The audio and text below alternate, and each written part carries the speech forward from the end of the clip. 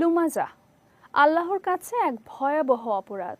আমাদের আশেপাশে এমন অনেক মানুষ আছেন যারা সরাসরি কাউকে তুচ্ছ তাচ্ছিল্য করে কথা বলে অপমান করতে পছন্দ করেন।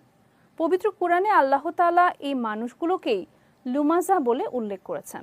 বিস্তারিত জানাচ্ছেন সৈয়দ নওশাদ। আমাদের আশেপাশে এমন অনেক মানুষ আছেন যারা বুক ফুলিয়ে বলেন তারা উচিত কথা বলতে কাউকে ছাড়েন না, বরং মুখের উপর বলে দেন। সরাসরি কাউকে লাঞ্ছিত করার পর এটা নিয়ে তারা বেশ গর্বও করেন। পবিত্র কোরআনে আল্লাহ তাআলা এই মানুষগুলোকেই লুমাজাহ বলে উল্লেখ করেছেন। এসব ঠোঁট কাটা স্বভাবের লোকদের সম্পর্কে মহান আল্লাহ তাআলা সূরা হুমাজার প্রথম আয়াতে বলেন, ওয়াইলুল্লিকুল্লি হুমাজাতিল লুমাজা, অর্থাৎ দুর্ভোগ প্রত্যেকে যে পশ্চাতে ও সম্মুখে লোকের নিন্দা করে। উক্ত আয়াতে উল্লিখিত হুমাজা হচ্ছে কারো পেছনে কথা বলা বা গীবত করা, আর লুমাজা হচ্ছে কাউকে সামনাসামনি দোষ ধরে অপমান করা।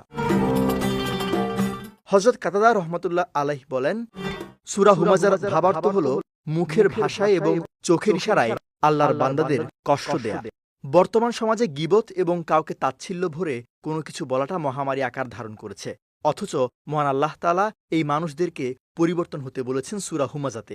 নয়তো তাদের জন্য ভয়ঙ্কর শাস্তির কথা বলা হয়েছে, আর তা হল আল্লাহর প্রজ্বলিত হুতাশন, যা হৃদয়কে গ্রাস করবে, জ্বালিয়ে তাদেরকে ভস্ম করে দেবে, কিন্তু তারা মৃত্যুবরণ করবে না।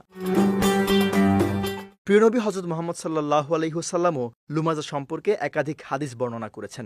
আবু হুরায়রা রাদিয়াল্লাহু তাআলা আনহু হতে বর্ণিত, তিনি বলেন, রাসূল সাল্লাল্লাহু আলাইহি ওয়াসাল্লাম ইরশাদ করেছেন, মুসলমান সেই ব্যক্তি যার জিহ্বা ও হাত থেকে অন্য মুসলমান নিরাপদ থাকে, আর মুমিন সেই ব্যক্তি যাকে মানুষ তাদের জান ও মাল সম্পর্কে সম্পূর্ণ নিরাপদ বলে মনে করে। সৈয়দ নওশাদ, বিজয় টিভি নিউজ ডেস্ক।